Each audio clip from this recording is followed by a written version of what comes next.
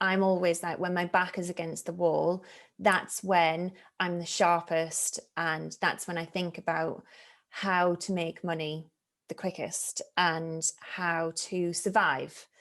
So that's when I started to think about it, instead of being something I love doing and a hobby, it was something I love doing and a business.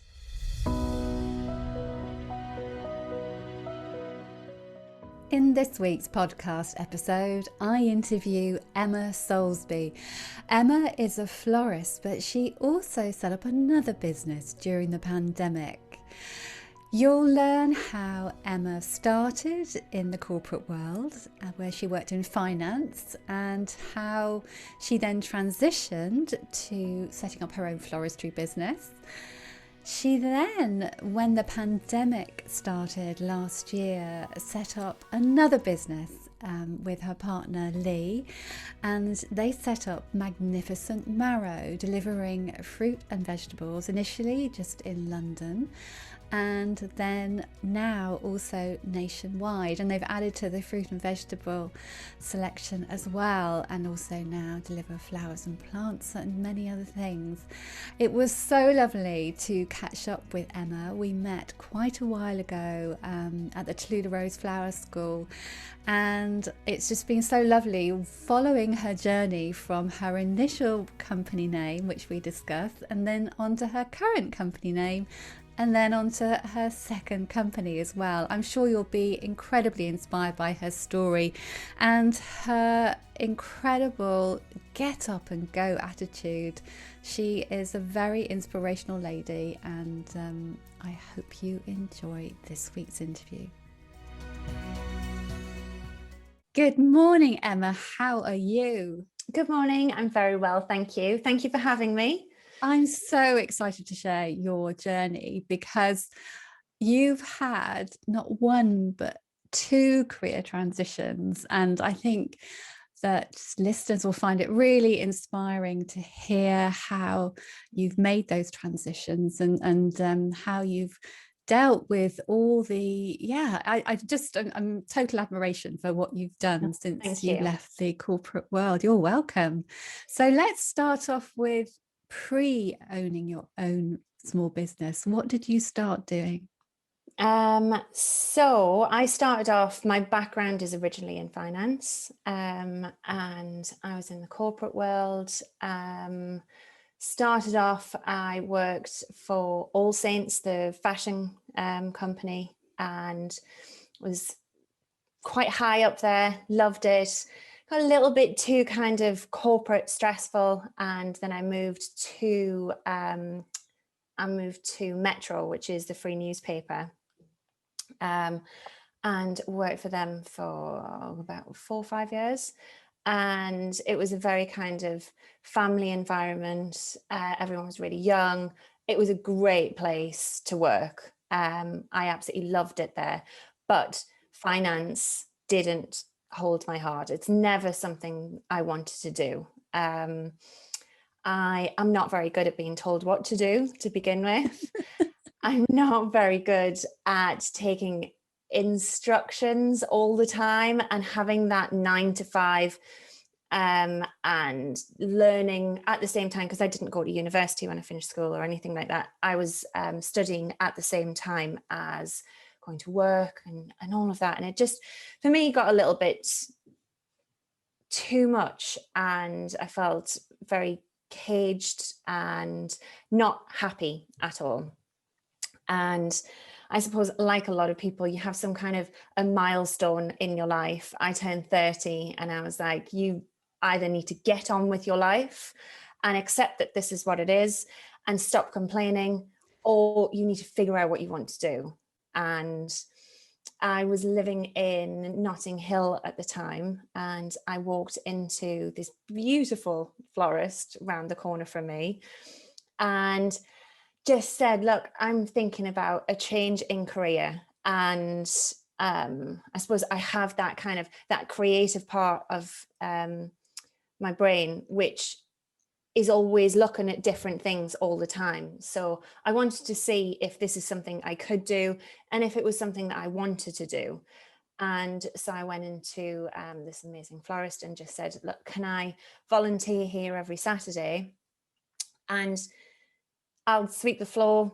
I'll do whatever you want, but I just like to be in this environment and kind of see how it works. And that's how it started, really. Wow. So were you interested in flowers before then? What made you think, right, let's try this, working in a florist shop, and see how I get on? I would love to turn around and say that I've got some kind of romantic history or story, but I have always loved flowers.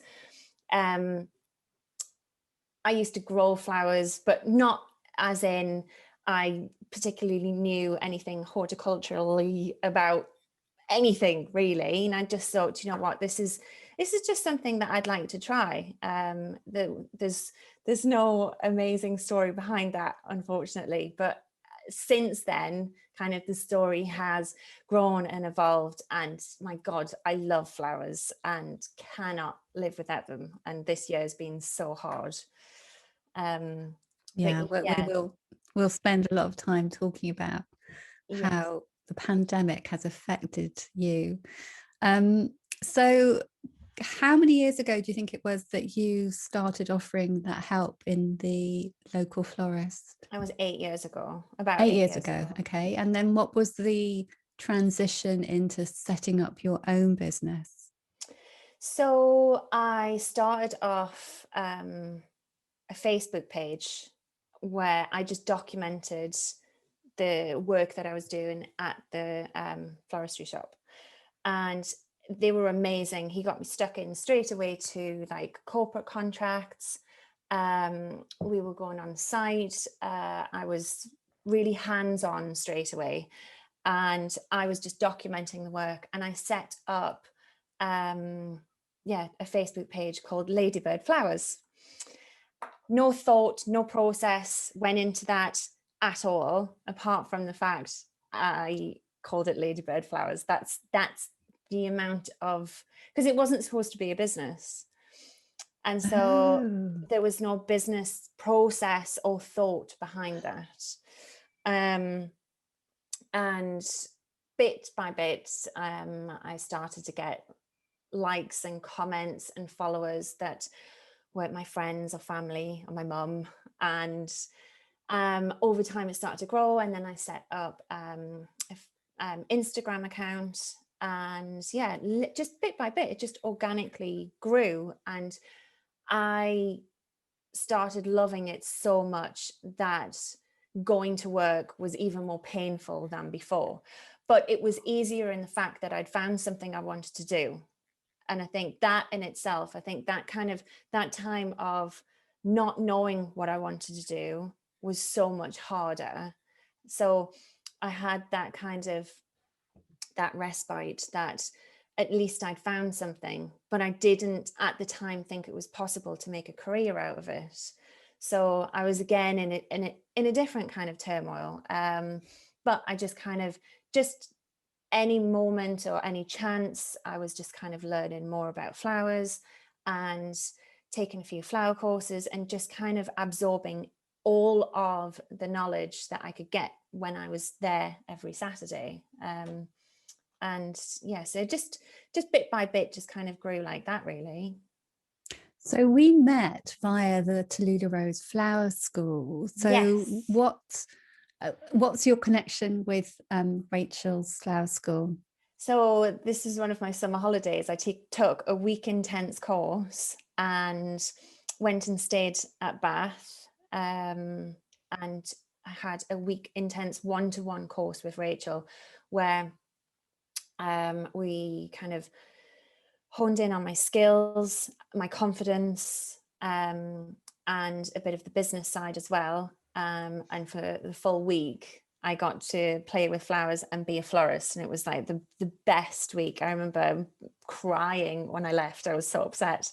And she was amazing. On the last day, she was like, just take the keys, have the studio, just play with the flowers, do what you want, just till your heart's content. And it was like the best thing ever. And from there, it pushed my confidence and to be like, right, I want this to be real. I've seen that it can be real. And then, yeah, it still took another year, 2 years to move away from the corporate world completely. But it's a scary, daunting thing to move. Did you part-time do some floristry and keep your finance career still going, or how did you manage that transition? So as Ladybird Flowers at the time, as that started to grow and I started to get, so I've always been predominantly a wedding florist. I do a few parties, a few events, things like that, but it's always predominantly been weddings. And as the weddings started to increase, I couldn't do both. I was starting to kind of have a bit of a meltdown with kind of normal, just day-to-day life, having my own business and having a full-time job. And like I say, Metro are amazing and so supportive. And I asked for a Wednesday off and they were fine. I was like, so I went part-time. And that meant that I could, on a Wednesday, go to the market, get all the flowers, condition them, get them all ready for the Saturday wedding. And then on the Friday, I would just work through the night. And needs must. I think I've always been kind of I think it's just hard work and determination that gets you to where you need to be, because things like that aren't handed to you on a plate. And I think that's why there's so many people who don't necessarily have or want their own business, because that side of things is just hard, really hard. But there's a lot of rewards that come with that, definitely. So that's how I started to transition into it, by taking the Wednesday. And then that wasn't enough. And then I took a very, very scary leap, and I wasn't ready, but I don't think anybody particularly is. I didn't have any savings. I didn't have that many weddings. I just knew that I couldn't continue like that. So I handed in my notice and started to be a wedding florist full time. And that's when I started to think about it properly, as in, this is a business. And in hindsight, I should have done that beforehand. But I think I don't know if everybody's the same, but I'm always like, when my back is against the wall, that's when I'm the sharpest. And that's when I think about how to make money the quickest and how to survive. So that's when I started to think about it, instead of being something I love doing and a hobby, it was something I love doing and a business. And I rebranded and started again from scratch, basically. So that's when you rebranded as Emma Soulsby Flowers? Yes. Okay. And how long ago was that, do you think, Emma? That was, I would say, 4 years ago. Okay. Yeah, about 4 years ago. And your style is, from looking at your Instagram and your website, is very luxurious, wouldn't you say?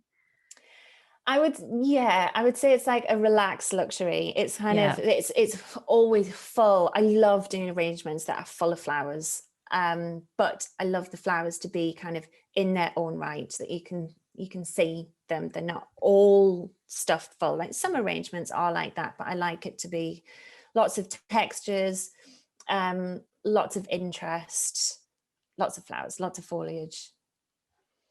So you make it sounds so simple, doesn't it? But I know that at each stage it must have been really sort of, taking that step is each time you really have to sum up loads of courage, don't you, to move on to the next step. And then the next step was taking on staff. So how did that work? So everybody who work for me, they are freelancers. Nadine, my VA, works for me full time now, but at the time, everyone who worked for me I just call on them when I need, which is one of the wonderful things about our job, and one of the wonderful things for freelancers too, obviously when the world is switched on, but it's the fact that they can have this varied opportunity, that they go into different businesses and work with a great team, and they choose where they want to go. Absolutely. And they benefit from seeing all the different styles, the different working practices, and the different people. There's a variety of the job, isn't it? Yeah. And everybody who always comes and works with me always brings something new to the table, because they have this such varied knowledge from all these different florists, and because they're working with different freelancers and on different jobs and new things, and it's amazing. It's great, like that kind of the knowledge that comes into the studio when we're on a big wedding. It's like, oh, what are you doing there? How are you doing that? It's just like, it's brilliant. And for me, I find it really exciting. Because everybody's learned a different way how to do something, haven't they? And there's no right way. There's just different ways, aren't there? Exactly. Yeah. As long as the end result is how I want it to look, I'm happy. And the mechanics are good, and the Yes. flowers look stunning. And yes. So do you feel, or how do you feel that your background in finance has helped you with setting up your own business? It has helped massively. It's one thing having a creative brain, but you also need to have the business side as well. If you run your own business, you need to, and if you don't, you need to learn. And that's, I've also set up a flower school that teaches the business side of things, because there's so many florists who weren't charging enough, that didn't understand kind of how to do a proposal that's good enough for someone that wants to pay all that money. You need to visually be able to, one, see it, and you need to be able to see where your money's going. And then you need to be charging enough, not just for the flowers, but for the labor and time and things like that, and the overheads and advertising in whichever way you do it. And I just think having the corporate background has really helped me in having my own business. Yeah, I think you're very lucky that you've got the skill basis in both areas, because to run a small business, you have to have so many hats, and finance is such an important part of it. And it's great that your flower school is it just sort of business courses that you offer, or is it also floristry skills? It's floristry skills as well, so it's a mixture of both. Wow. So let's just talk a little bit more pre-pandemic, and then move on to what happened last year. So those 4 years as Emma Soulsby Flowers, what sort of venues were you going to, and was it more than just weddings and events, or what were you exactly doing? So I've still kept with predominantly being a wedding florist, with like the odd parties and things like that. And we were at venues like Ainhoe Park, Two Temple Place, Kew Gardens, Headser House, the Seville Club, like all of these amazing places, and just being so excited. And the brides that I get to work with, I've always been so lucky that they are 9 times out of 10 my ideal client, and they are coming to me and going, right, what can we do? And it's like a collaboration, and I'm always one for pushing and letting, like, what about this? Have we thought about this? And it's just kind of creating something that isn't on Pinterest, that I say to my couples, I'm like, instead of going down the Pinterest route, like, show me your examples, show me kind of what excites you and what your style is, but also tell me about yourself, tell me about your background, tell me about how you met, your art, your house, your home, like what have you been into? And then let's create something from that that is Pinterest worthy, that someone else goes, oh my God, have you seen that? Like, let's flip it on its head and do it this way instead. And so that, and just having the whole, from the first email through to the consultation to every chat that we have ever had, like it's just kind of just building on that and that excitement. And yeah. So when you first started at the florist in London as a Saturday girl, did you have any idea that you would create a business that you went on to win an award, didn't you? Yes, I did. Yeah, the National Wedding Industry Awards. That in itself, I can't even watch the speech back because I did not think for 1 second that I would win the regionals, let alone the nationals. Like, just in that speech, I'm just like, I don't know what to say. I didn't even know that you had to go and give a speech. That I didn't even know that they were like, come on, come here. I was like, oh my God, no, just I've had too many gins. Please don't make me do this. Yeah, it just, when I kind of think about all of that and kind of where it started from to that point, that in itself, it just, yeah, it blows my mind. I started off with it not being intentionally a business, to that in a few years was just, it was amazing. So when you started, you said you had a Facebook page and you had an Instagram account, and then you rebranded. Yes. What do you feel have been the best ways that you promoted your business? Instagram, 100% Wow. Instagram. So I also had a website for Ladybird Flowers that I just kind of, someone made for me and then I could maintain, and it was fine. But even now, I have a website because every business kind of has a website, but that I'm building and working on now as well, because it doesn't kind of reflect everything, because everything needs updated. But still, even when it was brand new, I'm like, look at my Instagram. It has, you can find out about me, you know, my personality, you know, if I'm the type of florist that you want to work with, you can see my style, everything is so visible, and I'm very transparent on there, and you are able to get to know me and the types of weddings and work that I do. And I think that to show your client is fantastic, because they get to see everything in a nutshell, basically, and then you can build on that and create something for them.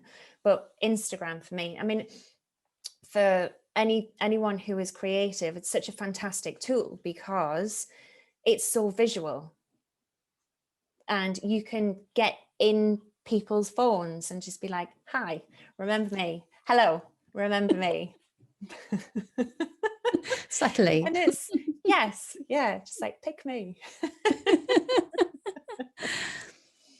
Right, let's move on to March 2020 and March the 23rd, when Boris made his big television announcement and the whole world changed. Mm-hmm. What was going through your mind that first week? So the week before that, I think it was the Monday before that, I literally rang round everybody that I owed money to. So basically my studio, my van, like overheads like that. And I was like, shit's hitting the fan. I am not going to be able to give you money. What do we need to do? So I knew that I needed to put a strategy in place, and I needed to get there first before everybody else started to get there and be like, I can't pay you. So I was straight away, I contacted all of my companies, and I was just like, look, I don't know what's going to happen. I will make something happen. I don't know how yet, but right now you need to give me some grace. And everybody who I spoke to and emailed did, and they were absolutely fantastic. And that kind of alleviated the pressure for about a month, because they obviously need to pay their bills as well.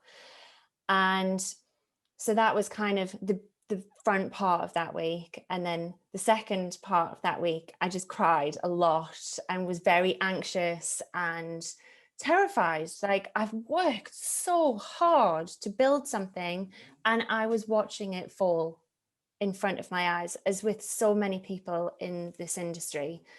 And it was awful. And Leigh, my partner, he worked at the flower market, and he was coming home and just saying the same thing: flower market's dead, like, this is awful. And so both of us together were very quickly losing everything. And it was the Saturday before the announcement. I was sat watching the news, crying again, and Leigh was at work, and I saw on the news that it was the fruit and veg market in the north, and they were saying that they had supplies, but they couldn't get them out. They couldn't get them to people, and people were in supermarkets, and there were shortages, and there isn't actually a shortage, we just can't get it to them. And I was like, right, okay, maybe I'll be a delivery person. You've got a van. Well, yeah, I've got 2 vans. So Leigh can take one van, I'll take the other van, and I'll be a delivery guy. And that is how we will survive. And within the space of like an hour and a half, I was like, remember the fact you hate being told what to do. Remember the fact, like, you're not good with instructions from other people. And I was like, why don't we set up our own business? And as Leigh was on his way home from work, he actually came up with the same idea. So we kind of met on the stairs and was like, right, this is what we need to do. And so we sat at the kitchen table and we were like, right, okay, what shall we call it? What should we do? And we kind of brainstormed it a bit, and we're like, right, there's a bit of a story behind it, but we'll call it Magnificent Marrow. Right, okay. So straight on the phone to Nadine, who's my wedding VA. And by midnight that night, she had the bones of a website. So she then left it, went to bed. And on Sunday, we picked it all back up again. Leigh went across to the market, the fruit and veg market, on the Tuesday. And it was live on the Wednesday, and we were doing our first deliveries on the Friday. Incredible, Emma. I've gone all But tingly. it's one of those things, it's like when your back is against the wall, but still your courage and just how fluky is it that Leigh had the same idea as you? I know. It was meant to be. Yes, yeah. And then obviously Leigh was made redundant, so I lost all of my weddings. And so we were both then 100% thrown into this. So it has grown very, very quickly. To begin with, we were packing out the back of the van. One of Leigh's friends at the market, we used to use his forecourt and put everything out on the forecourt for the drivers to come and collect. I've seen on Instagram. Yeah. And then so you started in London, didn't you? Well, we're still in London, yeah. And yes, but we worked out of the van at the fruit and veg market. And then excuse me, and then I don't know how many months in, about 3 months in, we got a unit. And then we started delivering nationwide. And then we opened up the unit every Saturday to see if people wanted to come. And then we opened a shop. Like you do. Yeah. Like, I'm saying it all now. It's like, oh my gosh. It sounds very easy and straightforward, but yeah, it was a lot of. Yeah, can you talk through a typical day in the life of Emma Soulsby at the moment, please? Oh my God. So this is the hardest I've ever worked. I thought it was hard being a florist. So we get up about 1 o'clock in the morning, go across to the fruit and veg market, get all of because we want everything fresh. We have a massive fridge, which at the minute that's going on my gravestone. It's like a massive walk-in fridge. It's just so big. It's like it's amazing. And so yeah, we start off at the market about 1 o'clock in the morning. Get everything that we need for the online orders. Go back to the unit. Pack everything for the online orders, get all of our boxes ready for the drivers. The drivers come from 6 o'clock, load up, and then they do our local deliveries. Then, excuse me, then we get nationwide boxes ready. And we have flowers and plants and stuff that go out as well. So we get all of that ready. Then the team for the shop starts at, they start at 6:30. They go down to the shop, and it's all really local. Like it's all walking distance, which is very, very lucky, which is great. So they come to the unit, get what they need for their top ups for the day, wheel the trolleys down, or we'll drive the big load down, unload everything. It takes a couple of hours to set up the shop, and then Leigh and I come home, sleep for 2 hours, then get up. What time is this? So we try to be home about 10 o'clock. Okay.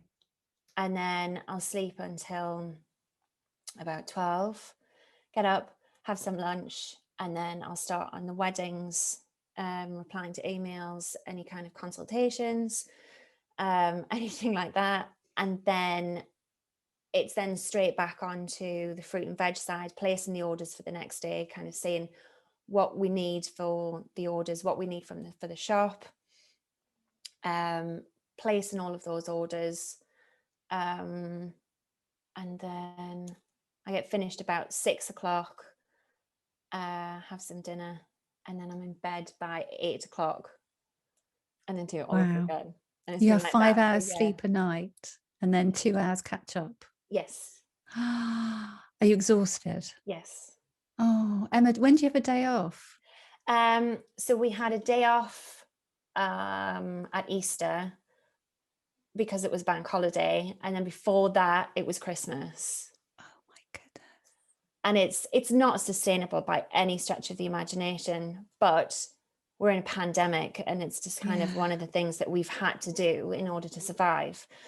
And all of this it's amazing that we've created this business, but it's a saturated market. Like anybody who could turn their hands to fruit and vegetables have. So it's like we've gone from one saturated market to another one. So it's like always got to be on top of your game, always got to be thinking of new things, always, like any business, but even more so because people have been really scrappy because it's their lifeline.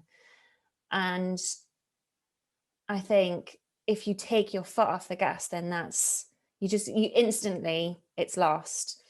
And so we've kept it going, and it's getting to a point where we can start taking a step back, which is perfect timing because the weddings are starting to come in now, and I'm starting to do more consultations and proposals and things like that. So yes, it's been very busy. Incredible. You've had amazing press coverage as well. Has that been the Dean doing that for you? We have an amazing lady called Jenny, and she is all of our PR. She's absolutely fantastic. So we have 3 people now in our kind of in the team, that side of things. So we've got lady that does the admin for like all of the orders and stuff for Magnificent Marrow. We've got Nadine, who I will never let any go anywhere. She's always like there, bless her. And we've got Jenny, who does all of the PR for us as well. Jenny Freeman, she's fantastic.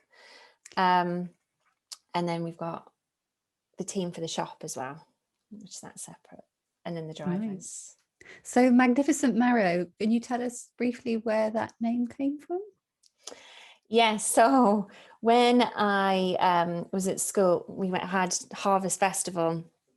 I was at school in the north, and so I'm a country bumpkin, and my mum used to grow vegetables, and instead of sending me to this Harvest Festival with tins of tomatoes or like normal things, she sent me with this ginormous marrow, and I had to walk down the middle of assembly with this huge marrow that everybody thought was hilarious, including the teachers, and they ripped shreds out of me every single year, and I was mortified, absolutely mortified. But now it's like, I think it's brilliant and it's great. And my mum, I was speaking to her when we first started this, and she was like, oh yeah, I remember that. I remember sitting in assembly thinking, oh no.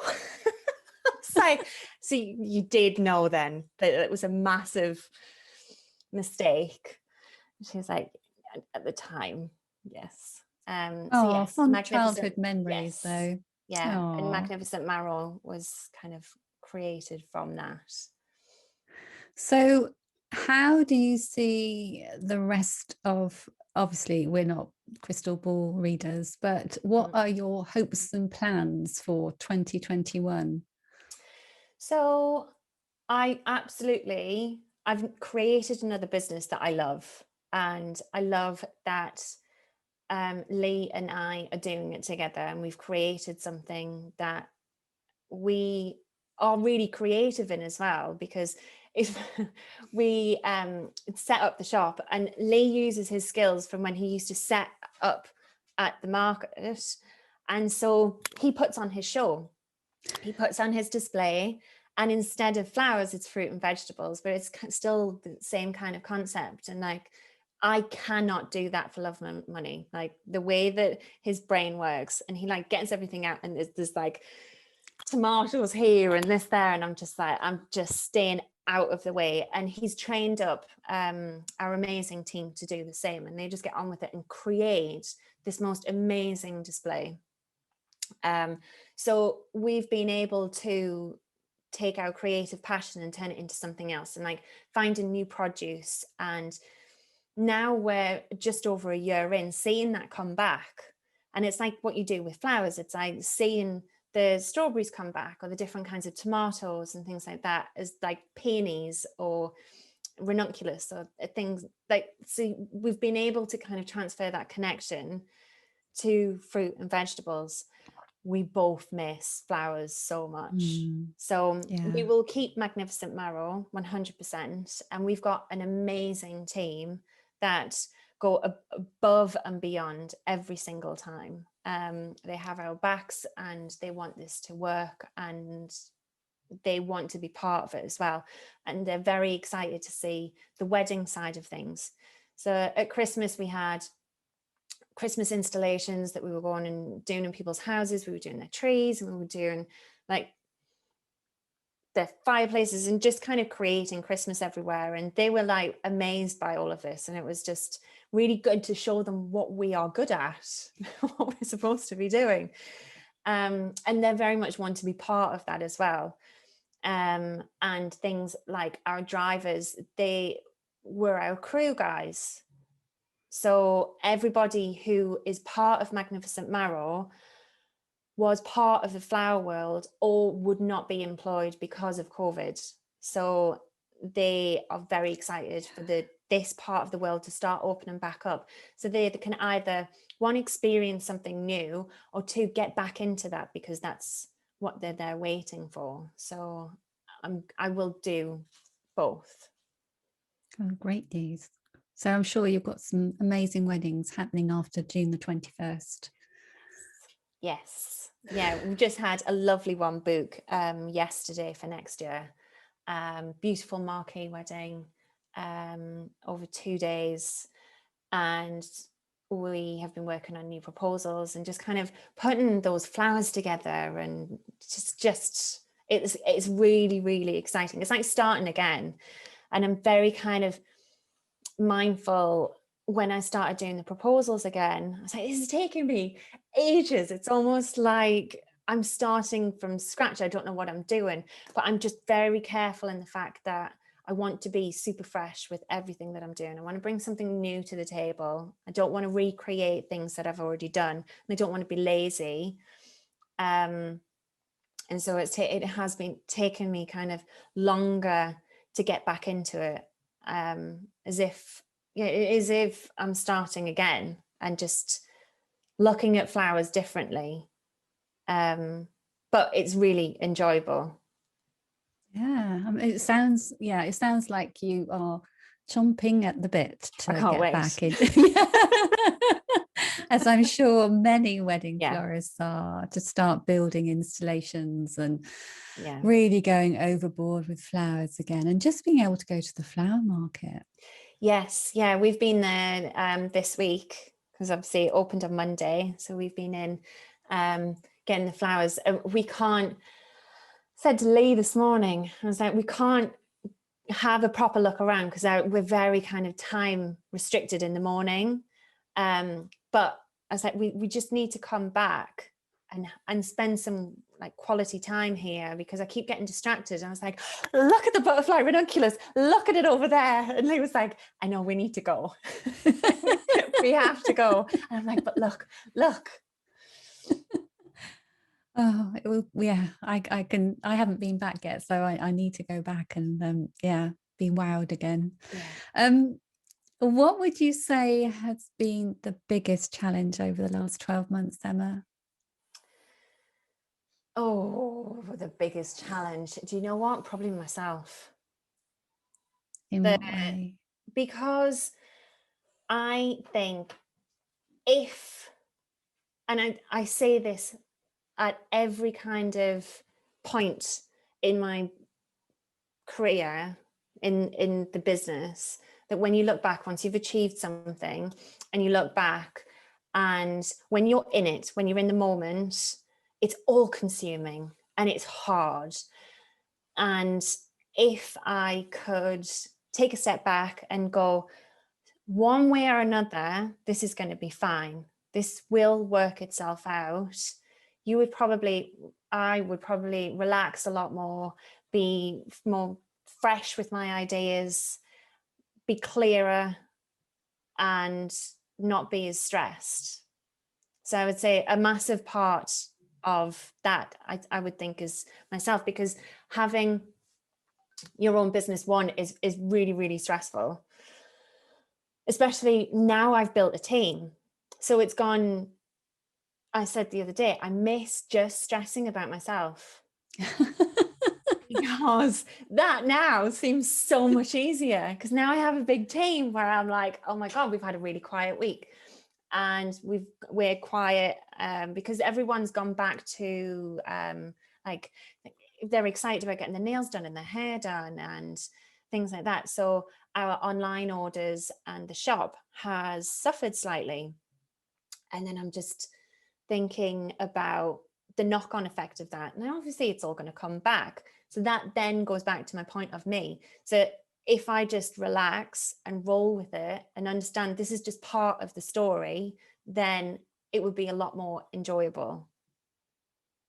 But it's that responsibility of being a business owner, isn't it? And having staff who you want to be there for them, and you've got that added responsibility. And that's the difference between being a sole trader and employing staff, isn't it? Yes, 100%. And everything that in both the kind of the wedding side and Magnificent Marrow side is, we are a team, and I know everybody who works for me. I know what's going on in their lives, they know what's going on in my life, and it's that kind of it's like a family that we've created, that we all look out for each other and we all look after each other. But with that comes, like you say, that responsibility of making sure that everybody's okay. And that in itself, that is just the most amazing thing. But it's also really tough at the same time. But on the other side of that, you couldn't have built both businesses to what they are No, without all of those people. not at all. At Christmas, um, doing someone's wedding day it has so much responsibility and expectations that you need to deliver because it's their vision for their day. That is stressful. Christmas Day is something completely different. When it comes to food and vegetables. Oh my gosh, yeah. And then the week before Christmas Day, we went into tier 4 again. Oh, And then our orders went through the roof.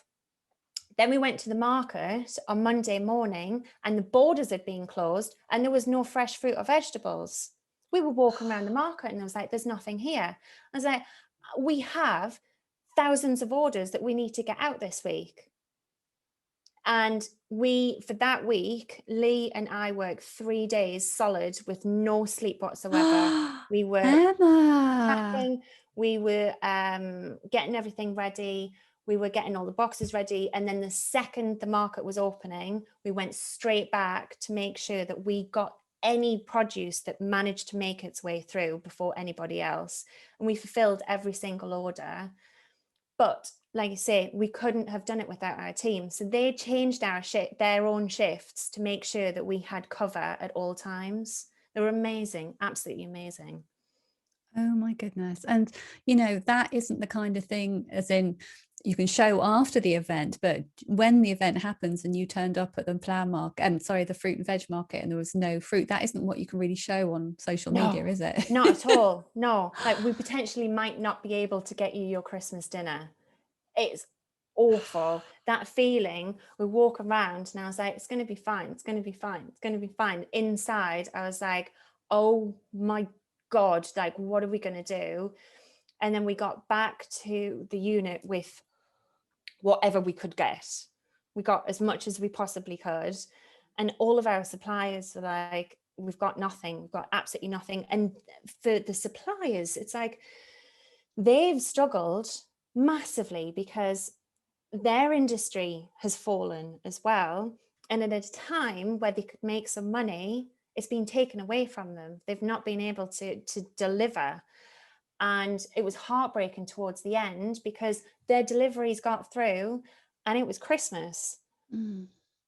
And nobody needs that food anymore because we've scrabbled around and been able to get it. Yeah. And yeah, it was a very, very hard time. But yeah, you cannot show that anywhere. No. But so going back to our conversation about the team and the stresses of being a sole trader versus having a team, that the power of the team is that they can really support and lift you when things go wrong. Yes. And they have our backs 100%. And I knew that before, but to the level that they went to it was above and beyond. It was amazing. You need to win an award for Magnificent Marrow as well, I think, just for your team. You know what? Someone has put us forward for Green Grocer of the Year. I've no idea who. And yeah, we've been nominated, which is incredible. So fingers crossed. Yeah. Wow, good luck. Right. I could chat with you all morning, but let's finish off with your 3 practical tips, please, Emma. So what's number 1? Number 1 is, and you can do this at any point in your career, business, always surround yourself with good people. So that started off right at the beginning. It was my friends, my family, like Facebook groups, anything like that you can confide in. Like, I have strengths and I have lots of weaknesses, and so I need help, obviously, with those bits like copy. I'm awful. I'm terrible at writing. And I will always call on people that will help build those parts up. And over time, you then turn it into paid work. But at the beginning, use those people around you, that your friends that are really good at those little bits that you're not so good at.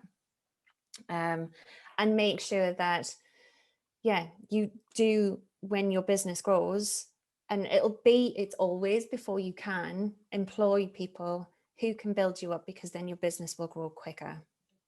So always have good people around you. And like I said, they've always got your back as well. The second one, if you've got an idea, do it. Do it. Don't sit around and let someone else do it, because that's the worst thing in the world, is someone else taking your idea and making it happen. And if you've got an idea and you make it happen and it doesn't work, it doesn't matter. Really doesn't matter at all. But even if it doesn't work, it gives you kind of that motivation and the creativity, and it might lead on to something else. And it always is inspiring yourself to keep on going, because it's hard working for yourself and doing things like that, like coming up with new ideas and following them through. And you can only do that when you've got good people, because you need a good team to be able to go. Like I say to Nadine, I've got an idea, and she's like, oh my God, what is it now? But without Nadine, in a nice way. Yeah, most of the time. But without Nadine and Leigh and Jenny and all these people, my ideas wouldn't happen. They'd just be sitting in my head or in a notepad. And I'd either be thinking, I need to make this happen, or someone else would be doing it. And so, if you've got an idea, then make it happen. And then the last one is trust in yourself. Like I said before, like relax and roll with the punches.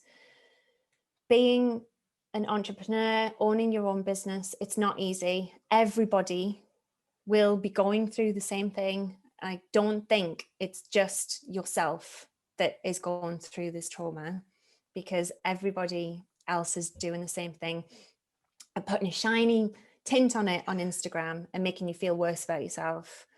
So it's like, relax and roll, trust in yourself, and it will happen. Just keep on and on and on and on and on. And don't sleep. I'm not condoning not sleeping, but no, I would not recommend that one. But wow, thank you so much, Emma. It's been so lovely hearing your story. And I said at the beginning, but I just think it's so incredible how you've transitioned, not just from finance, but also then onto floristry, and then onto food delivery as well. And you've got so much get up and go. Thank you. And it's one of those things. It's like that. I think that has an element to it, because I've fallen into areas that I enjoy, but at the same time, it's like my back's been against the wall. So it's like, what do I do in order to survive? I either go and be an Amazon driver, or I try one of my ideas, and I'm going to try one of my ideas first. I'm so glad you didn't become an Amazon driver. Oh, me too. Well, thank you so much, and good luck with 2021 and all your beautiful weddings, and your potential award for Magnificent Marrow. Thank you. And thanks so much for coming on the podcast. Thank you for having me. Bye-bye. So I hope you enjoyed my interview with Emma. Such a lovely lady, and so lovely to catch up with her and hear about her transition from her wedding flowers business to setting up Magnificent Marrow. I very much look forward to seeing how the next few months pan out for her and how Magnificent Mara grows and how she'll be able, I'll be checking on Instagram to see how she'll be working on lots of beautiful weddings in the coming months as well. So thank you, Emma, for your time this morning. I know you were up at 2 a.m. and I really appreciate your time. I'll see you next week.